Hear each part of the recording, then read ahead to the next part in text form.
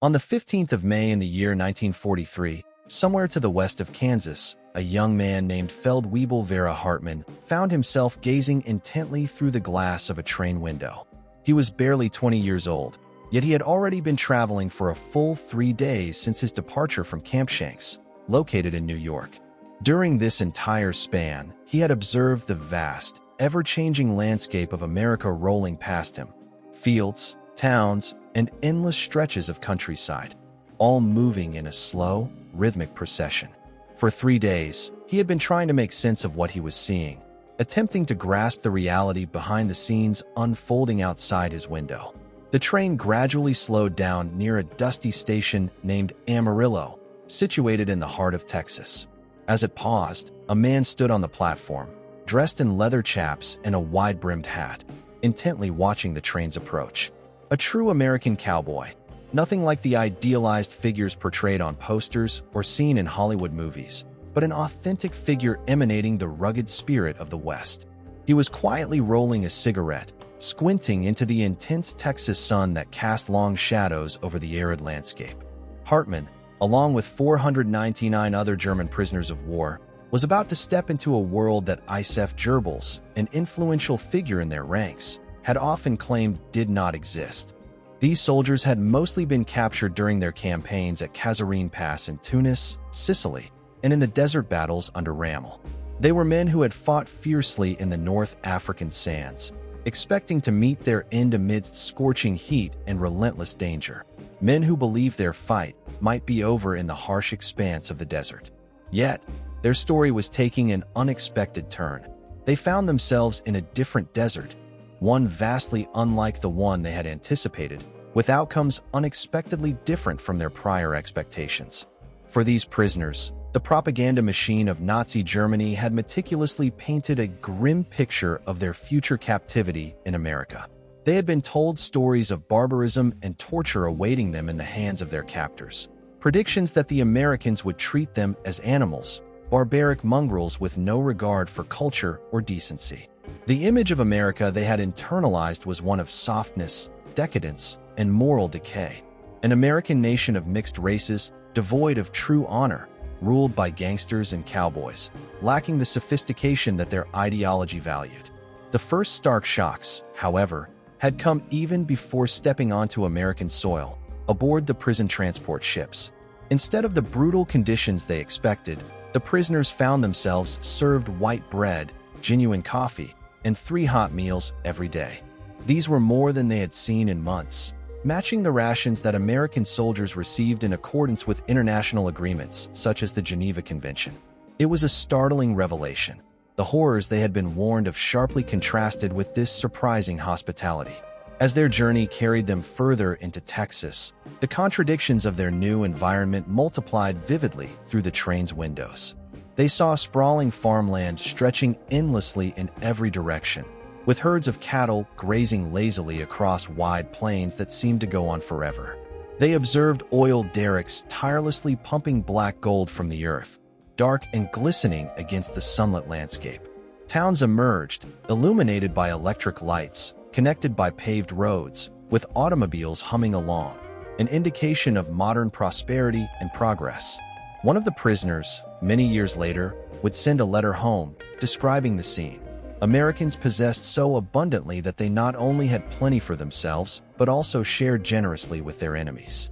It was an astonishing revelation for men who haydived in the harsh realities of war and hardship, seeing firsthand how wealth and abundance coexisted with a spirit of kindness and openness. Their destination was Camp Hearn, located about 30 miles northwest of Houston, built to house around 4,800 prisoners. In reality, the camp resembled a small American town, embedded within the cotton-growing region of Texas. When the buses from the train station arrived, they drove through the main gate, leading the prisoners into a setting unlike what they had expected, a far cry from the fortified, heavily guarded prisons they had envisioned. Instead of machine gun towers, attack dogs, and brutal guards, they found well-equipped barracks with electricity, indoor plumbing, hot showers, and flush toilets, amenities that many of them had lacked during their time in Germany. The camp's commanding officer addressed them through a translator, explaining the simple yet surprisingly generous rules. Prisoners were to work 8 hours each day, adhere to regulations, and cause no trouble. In exchange, they would be provided with 3 substantial meals daily, and they would be paid wages of 80 cents per day in camp script, an amount that seemed extraordinary compared to their previous experiences. The prisoners were also granted access to a canteen, recreation facilities, and received correspondence from loved ones back home. Friedrich Becke, one of the prisoners, was unable to process this information at first. The notion of being paid wages equivalent to those earned by American privates, who made $50 a month, was almost incomprehensible. Overwhelmed by this reality, he struggled to believe that their treatment was so different from what they'd been told. The next morning, the prisoners were introduced to their supervisors, not infantry soldiers, but local ranchers, cotton farmers, and cattlemen. These men wore worn denim and leather boots, laboring in the fields, their hands needed for harvesting crops. Texas cotton fields sprawled across thousands of acres, vital to the nation's economy and feeding half the free world. Yet, without enough workers to tend the crops, a large portion of this important harvest risked rotting in the fields, threatening the very livelihood of the region and perhaps, in some way, the production that sustained a nation at war. The men in charge of these agricultural operations were not just farmers, but crucial cogs in a system that was feeding millions, underpinning the war effort overseas, while Americans fought in distant lands such as Italy and preparing for a bigger campaign in France. In the vast and rugged landscapes of Texas, there is a belief that the German prisoners of war might hold the key to every farmer's greatest hopes. A local rancher named John Davidson gazes steadily at a group of prisoners assembled before him. His purpose is clear. He needs 40 men to work in his cotton fields, to help harvest the crop that this land produces in abundance each year. His eyes settle on the tallest and strongest among the prisoners, those men who seem capable of enduring the grueling effort that awaits. Without hesitation, Davidson does something that surprises everyone present. He walks directly toward them, extends his hand in a gesture of goodwill, and introduces himself in a calm, commanding voice. In the state of Texas, he explains through a translator that it is customary to shake hands before beginning to work together, to establish a sense of trust and mutual respect. Men from very different backgrounds often exchange firm handshakes as a sign of cooperation and understanding. The German officer Wilhelm Miller, a writer and a man who 6 months earlier had been fighting against American troops in Tunisia, now finds himself face to face with the reality of his new situation. He watches as Davidson's outstretched hand hovers in the air, a symbol of possible reconciliation. Despite his initial hesitation, he accepts the handshake. Davidson's grip is strong, firm, and rough, a hand that bears the marks of hard labor, worn and calloused from years of manual work. Such a handshake encapsulates the gritty, honest nature of a working man.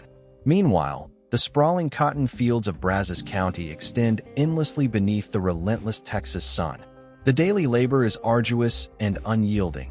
Backs ache, fingers bleed from handling rough twine and sacks weighing hundreds of pounds, and sweat drips down weary faces. Yet, amid the struggles, something remarkable begins to unfold. The prisoners, the Mexican migrant workers, the black sharecroppers, and the poor white tenant farmers, all different racial and social groups, share the same sun, the same soil, and the same labor. The racial hierarchies that Nazi ideology so vehemently preached and promoted are gradually collapsing under the unifying force of hard work and shared hardship. Everyone sweats just as much, endures similar aches, and drinks from the same water buckets without concern for race or background. As noon approaches, Rosa Martinez, the ranch's cheerful cook, rings the dinner bell. The prisoners, expecting a meager meal of bread and water, as they might have thought fitting for prisoners, are instead greeted with a feast: hearty beef stew, freshly baked cornbread, sweet iced tea, and warm slices of apple pie. Rosa, who doesn't speak German, or the prisoners, who don't speak Spanish, communicate with gestures, smiles, and kindness. Despite the language barrier, Rosa ladles generous portions onto their plates and offers warm smiles, embodying a universal language rooted in compassion and hospitality. That simple act of sharing food, of offering kindness across language and cultural divides, leaves an indelible mark. Vera Hartman, one of the prisoners, will remember this meal vividly for the rest of his life, not because of its taste, but because of the woman's genuine kindness towards men labeled as enemies by her homeland. Rose's empathy defies the rigid narratives of hatred, proving that human decency can prevail even amid turmoil. Later, as evening falls, the atmosphere at Camp Hearn shifts from hardship to celebration. In the recreation hall, music fills the air, not the martial marches or Nazi anthems one might expect on a wartime military base. Instead, the tune comes from the radio, melodies of Western swing, featuring the legendary Bob Wills and his Texas Playboys. It's a sound that encapsulates the essence of America in the year of 1943, lively, optimistic, and full of spirit. After Italy switched sides in September of that year, the Italian prisoners of war gained more freedom, provided they adhered to strict guidelines. They were allowed to attend local dances, sharing evenings of music and socialization, always under supervision, always controlled, yet offering a taste of normal life during a time of chaos. Observing this, German prisoners cast envious glances at their Italian counterparts, yearning for similar moments of respite. Some camps later introduced carefully monitored social events, controlled gatherings that permitted prisoners to experience fleeting slices of normalcy, providing psychological relief amidst the hardships of captivity. Amidst their confinement, many prisoners banded together to form their own musical groups, learning and performing American songs. Some of them composed new tunes, blending their native melodies with Western swing styles, a fusion that exists nowhere else in the world, a testament to their creativity born out of necessity and longing for freedom. These musical endeavors fostered camaraderie and hope, bridging cultural divides through shared melodies. Meanwhile, the letters these prisoners sent home created their own internal crises. How could they describe these experiences to loved ones suffering through relentless Allied bombings? How could they convey a world filled with abundance and freedom to mothers standing in ration lines or wives who had not seen meat in months? Friedrich Becker, a prisoner from Hamburg, wrote to his wife, claiming, "The Americans are not what we were told. They have given us warm clothing and sturdy boots. We eat meat every day. I am saving my wages so that when I return, we will have enough money." In these words, he omits the truth: the abundance of goods, the bright electric lights burning through the night, the multitude of cars owned by farmers, the packed stores filled with commodities. How could he acknowledge this? She would find it unbelievable, and the authorities might not allow such truths to reach her, filtering and censoring the reality from the message. Yet, beneath the surface, a different world exists, a world of prosperity and comfort that contrasts sharply with the hardships faced by many at home, a truth suppressed by necessity and silence. Camp Milan is situated near Amarillo, a place where the phrase cowboys isn't just a figure of speech, but a literal reality. Here, the individuals who tend to the cattle are genuine cowhands, seasoned in the skills and traditions of the American West, and they are in desperate need of assistance in managing the thousands of bovine animals that roam the vast grazing lands. The ranch owner, Thomas Anderson, carefully observes the newcomers, an eclectic mix of Luftwaffe pilots, Panzer crew members, and Yugoslav sailors, who have been brought here to learn the ropes. Remarkably, none of these men have ever had the experience of seeing a cow up close before. Anderson lets out a weary sigh, acknowledging that this situation is bound to lead to some interesting moments. Determined to start from the very beginning, he begins instructing them on the essentials: the proper way to approach a horse, how to properly hold and handle a rope, and most importantly, how to avoid getting kicked, bitten, or trampled. The Germans, for their part, are visibly terrified of the cattle, unsure of how to approach these large, unpredictable animals, while the animals, sensing their unfamiliarity, are naturally suspicious of their new handlers. At first, mutual distrust is evident, a barrier that seems insurmountable. Yet, Anderson remains patient. He understands that trust takes time. After all, his own son is at that very moment flying B-7 planes over Germany, dropping bombs from the skies. These young men in front of him are also someone's sons, after all. Whether they are enemies or not, they are here on this land, and in the end, cattle care nothing about politics or wartime allegiances. Within just a few weeks, something almost magical begins to happen. The Germans, initially terrified and unsure, start to adapt, and they demonstrate a surprising aptitude for ranching, perhaps as if they were born for it. It could be their military discipline, meticulously following procedures and routines. Or maybe it's their engineering minds, which appreciate the logistical aspects of moving and managing large herds of cattle. Or perhaps it's simply that working with animals offers a raw, honest kind of fulfillment, something that war never quite provides. Among them, a man named Erich Schmidt, an American serviceman, becomes Anderson's most skilled horseman. Schmidt can rope, brand, and heel cattle with a level of expertise that rivals the best in the field. By nightfall, he often sketches the landscape around him, capturing a sunset over the plains, the longhorns silhouetted against the evening sky. Moreover, he depicts scenes of cowboys and Germans working side by side, sharing tasks with an easy camaraderie that would have been unfathomable elsewhere. These images, these moments of unity across enemy lines, are rare and precious. They reflect a harmony born out of common effort and mutual respect, an extraordinary sight for the formation of a broader, more human understanding.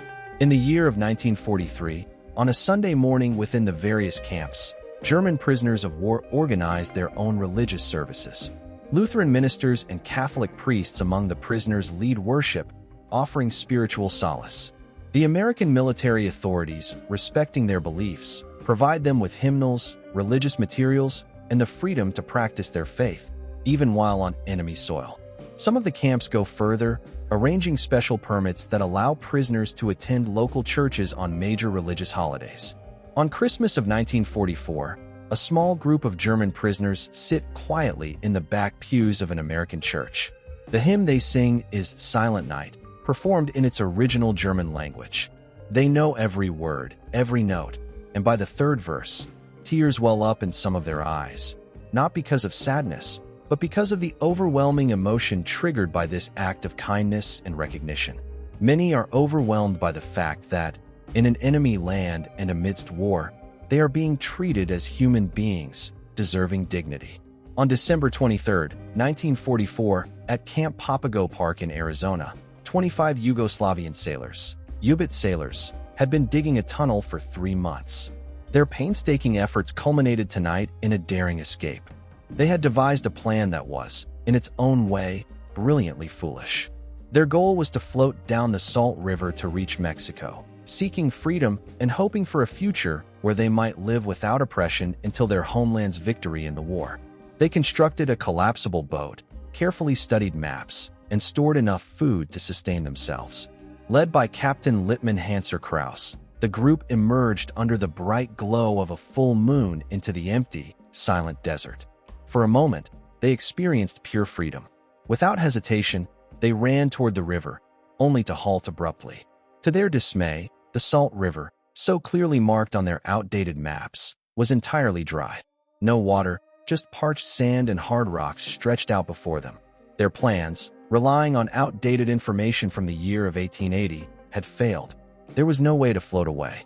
Their boat was useless, and the dream of escape was suddenly shattered.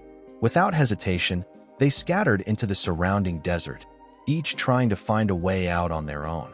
Within hours, they found themselves hopelessly lost amidst the rugged Arizona landscape. December nights in the desert were cruel, freezing cold after the sun set, and unbearable heat during the day. They had no water, little food, and no idea where they had ended up. Johann Kramer, an Unterproper officer in their group, eventually stumbled into a gas station near Phoenix after wandering for 3 days. His face was sunburned, his body dehydrated, and hallucinations had begun to set in. He was a man broken by the harshness of their failed escape attempt, faced with an uncertain and perilous future. The elderly man who tended to him, a kindly figure named Pete, offered him a simple glass of cool water to quench his thirst and prepared a humble sandwich, nourishing him with care and patience in that moment of desperation. After tending to his immediate needs, Pete promptly contacted the authorities, initiating the process of bringing help and order to the situation. As they waited for the arriving officers, Pete shared his own coffee with the visitor, engaging in quiet conversation about his life and experiences. revealing that he had a son stationed in the distant Pacific. The tale of this man's fatherly love was intertwined with stories of two sons, one lost in the searing desert, the other fallen in a distant war, highlighting the profound sacrifices and heartbreaks that mark so many families during times of conflict. Meanwhile, Captain Jürgen Buttenberg had traveled the furthest, making it all the way into the heart of downtown Phoenix. He was sitting on Van Buren Street on the cold morning of January 28th when a street cleaner, noticing his accent and demeanor, reported him to the police. Officers found the captain physically exhausted and emotionally homesick, his spirit worn down by the hardships of displacement and the longing for familiarity. Yet, despite his escape attempt, he found himself reminded that America, vast and abundant, still held qualities that made it impossible to despise or fully abandon. The land, with its comfort and plentifulness, remained distinctly American, an irresistible promise of hope amid hardship. Spring of 1945 marked a pivotal moment as the war in Europe drew to its close. As the fighting subsided, the atmosphere within the concentration camps shifted drastically. The once confident hope of victory curved into despair as letters from loved ones ceased arriving, and entire cities lay in ruins, their streets cratered and their buildings reduced to rubble.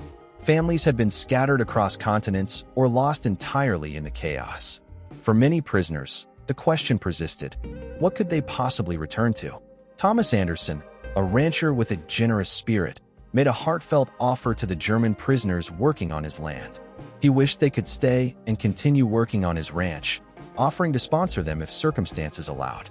The pay was generous, $100 a month, plus room and board, a sum that far exceeded what they would have earned in a still-standing Germany, where the war's devastation had wiped out economic stability.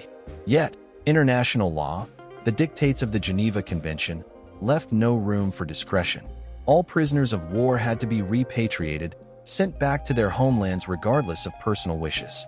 The question of adaptation or accommodation was simply overridden by legal obligation. But what awaited them back home? Occupation by the Soviets, crumbling infrastructure, starvation? Across Texas, New Mexico, and Arizona, ranchers petitioned their congressmen fiercely. They argued that these men were no longer just prisoners. They had become part of the local communities, neighbors, friends, and the very best workers they'd ever known. Despite this, the law persisted. The mandatory repatriation had to proceed.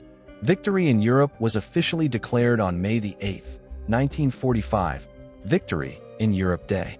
Germany capitulated, surrendering unconditionally after over a decade of conflict. In the camp at Herne, the prisoners sat in somber silence as they listened to the radio broadcasts announcing the end of the war. Their homeland was gone, destroyed by years of relentless bombing and warfare. The Third Reich, which had claimed it would last 1,000 years, had collapsed after merely 12. Everything they had fought for, ideals, ambitions, dreams, lay in ashes and rubble. Yet amid the despair, something remarkable was quietly emerging. In these camps, amid the ranches and churches, a new understanding was taking shape, an awareness of shared humanity, friendship, and the possibility of a different future, one unimagined before. That very night, John Davidson arrived at the camp with a bottle of fine bourbon, a rare, pre-war whiskey that spoke of a different time. He shared the drink with Wilhelm Miller and the German workers who had toiled on his fields, toasting to the closing of war, to those lost on all sides, and to whatever might come in the days ahead. Mueller, speaking through an interpreter who was no longer necessary, expressed a heartfelt desire to return to the United States someday, if possible.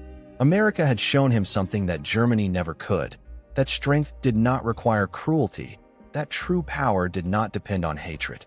Over shared cotton fields and cattle drives, enemies had become friends, forging bonds that transcended their differences. Beginning in 1946, the process of repatriation commenced, with trains reversing their journey eastward toward port cities, then ships carrying prisoners back to Europe, a journey to a shattered homeland. But these Germans carried something more valuable than military secrets. They carried knowledge and understanding, an awareness of American farming methods, organizational skills, and the proud, abundant way of life that had inspired them. They observed that America's prosperity was no miracle, but the result of techniques, machinery, and management, tools that could be learned, adapted, and replicated. Most poignantly, they encountered genuine Americans, people like Thomas Anderson teaching them to ride, Rosa Martinez offering extra helpings of stew, John Davidson extending handshakes of camaraderie, and Pete, the kind caretaker offering water to an escaped prisoner. People whose stories painted a stark contrast to the propaganda caricatures they had believed before. When they shared and recounted these stories back in Germany, few believed the versions of Americans they had heard, aware that the truth was often more complex and compassionate than the stereotypes suggested. The narrative that Americans treated prisoners with more humanity and compassion than Germany ever extended to its own soldiers simply cannot be dismissed as mere fantasy or exaggeration. Such a statement defies logic, yet the overwhelming weight of historical evidence supports it. During the years from 1943 to 1946, approximately 425,000 German prisoners of war found themselves working in American fields, helping to sustain the very infrastructure that supported the Allied victory. These prisoners contributed significantly, harvesting countless millions of dollars worth of crops, picking cotton by the ton in the hot sun, and salvaging invaluable harvests that would otherwise have rotted away and used. It was through the efforts of these German captives that the remarkable American agricultural miracle unfolded, providing vital sustenance for the Allied war effort and showcasing a form of cooperation and mercy rarely associated with wartime hostilities. The evidence paints a clear picture. German prisoners of war played an essential role in the success of American farming endeavors, and their treatment stands out as remarkably humane. By the year of 1950, an extraordinary turning point occurred. The laws governing immigration were revised, opening the gates for the former prisoners who had once been held in captivity to return to the United States, not as prisoners anymore, but as immigrants seeking new beginnings. They arrived aboard ships departing from German ports like Hamburg and Bremen, embarking on journeys not of captivity, but of opportunity. In this new chapter of their lives, they sought the America that had taken shape during their incarceration, a land of promise and possibility. One such individual was a sergeant from the Africa Korps who returned to Texas in the year of 1951. To meet him at the train station was to see a man transformed. John Davidson, as he was known, was met with the same handshake his captors had given him before, but this time with a firmer grip and a smile that spoke of hope. His English, once a foreign language, had become fluent and confident, with a clear Texas twang that made him sound like a genuine cowboy. He married a local girl, settling into a life defined not by war, but by work. He started a machine shop, repairing tractors and agricultural equipment, becoming a productive member of his community. His son would later attend Texas A&M University to study agriculture, following a path rooted in the land and in service. The grandson, embodying the next generation, would serve bravely in Afghanistan as part of the U.S. Army's 82nd Airborne Division. The cycle of transformation was complete. What began as captivity turned into integration and fulfillment. Another former prisoner made his way back to Arizona, where opportunities awaited him. Thomas Anderson, considered the finest horseman he had ever trained, found a job that suited his skills. Over time, he purchased his own ranch, spanning 500 acres near Tucson, where he bred quarter horses, winning prizes at state fairs and gaining recognition for his expertise. To his neighbors, his background was just another story. In Arizona, the measure of a person was how diligently they worked, not where they were from. Even one of the men who escaped from the Papago Park POW camp eventually returned legally, establishing a small business in Phoenix, not far from the place of his escape. The irony was undeniable. Former enemies, once locked in conflict, now sharing the same community, building lives side by side. Decades later, the circle of reconciliation widened further as former prisoners of war returned to visit the very camps where they had once been held. They brought photo albums filled with memories, images of young men in Wehrmacht uniforms learning to pick cotton, roping cattle, and realizing that their captors, their enemies, were also human beings with stories, hopes, and dignity. During one poignant reunion, an elderly rancher took the microphone, his voice diminished by age but his message unmistakable. He spoke with heartfelt clarity. You boys came here as enemies, but you left as friends. And now, you're returning as family." The room erupted into applause that lasted for 5 long minutes, as tears and embraces replaced hostility with understanding. No one's eyes remained dry. The numbers tell a compelling story. 425,000 German POWs, spread across some 46 states, in nearly 700 camps, contributing millions, if not billions, of dollars worth of agricultural labor during the war years. Over 5,000 of these former prisoners later made their way to the United States as legal immigrants. Yet, beyond mere statistics, the real story lies in the profound transformations that took place. These Nazi soldiers became Texas cowboys, enemies turned into neighbors, driven by the simple power of hospitality and human kindness. Propaganda had painted a picture of barbarism and brutality, but what the prisoners encountered was a nation abundant not just in material wealth, but in spirit, confident enough to show mercy and generosity, strong enough to forgive and to heal. The Germans, expecting to find American barbarism, instead discovered abundance, an abundance that extended beyond material possessions to a vast well of kindness and empathy. Their captors, many of whom believed they would face harshness, found a different reality. A country capable of mercy, a nation secure enough in itself to be generous to those it had deemed enemies. One prisoner of war, writing his final letter from Camp Milan, expressed this newfound understanding by telling his mother, "The Americans are cowboys, just like Goebbels said. But he never told us cowboys could be kind." It was a poignant reminder that beneath the rugged exterior lay a well of compassion that could surprise even the most hardened enemies, reflecting the true spirit of America, a spirit rooted in human decency, resilience, and hope. He never revealed to us that they would, in the end, share their provisions, their skills, and even their innate sense of humanity with us. He never hinted that they would take the time to teach us how to ride horses through the rugged, sun-baked plains or show us how to repair the battered tractors that kept our farms running. He never mentioned that they would extend their hands in genuine friendship and offer us a handshake, symbolizing more than mere courtesy. And he certainly never spoke the full truth about anything, choosing instead to keep us in the dark, shrouded in lies and propaganda. The reality, however, was far simpler and more profound than any official narrative could ever convey. In the vast expanses of the American West, where the skies stretch endlessly and the land is scarred by history, German prisoners of war were confronted with a revelation that transcended the boundaries of nationality, ideology, and even conflict itself. They discovered an unsettling yet enlightening truth, that enemies, often portrayed as monstrous villains in propaganda stories, are ultimately just strangers, individuals they haven't yet learned to understand or work alongside. They realized that harboring hatred is incompatible with the cycle of harvests and the rhythms of life in the rural heartlands. They came as soldiers loyal to the Third Reich, carrying the weight of war and ideology. Yet, in the end, they departed as cowboys, simple, rugged figures who embodied a way of life rooted in resilience, independence, and community. Amidst the golden dust of Texas cotton fields, beneath the looming shadows cast by mesas in New Mexico, and beneath the relentless glare of the desert sun in Arizona, these soldiers learned the most perilous lesson that a totalitarian worldview can ever face. They learned that the men they had been trained to see as enemies were human beings, just as complex and capable of kindness as themselves.